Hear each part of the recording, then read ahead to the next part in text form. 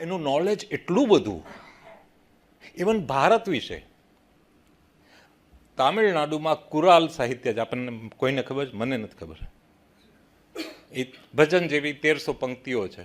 ટોલ્સ્ટોયને ખબર હતી, અને ટોલ્સ્ટોયે એ જ્ઞાન ગાંધીને આપ્યું. હવે આ એક અચ્છા, આપણે આ ટોલ્સ્ટોય બહુ દૂર પડે, રશિયા ક્યાં, ને આપણે ઓળખતા નહીં. આપણે જરા નજીકથી એની ઓળખાણ કે તમને એમ કહું કે આપણા જેવું આપણું ક્યાં ક્યાં અડે. એક તો એ ગાંધીજી જોડે એને દોસ્તી હતી.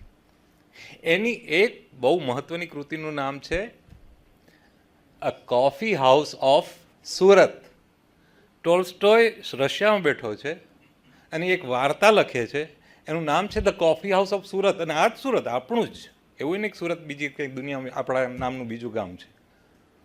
તો એ ભારતને જાણે છે, એ વિવેકાનંદને વાંચી ચૂક્યા છે, ગૌતમ બુદ્ધનો ઊંડો અભ્યાસ ધરાવે છે.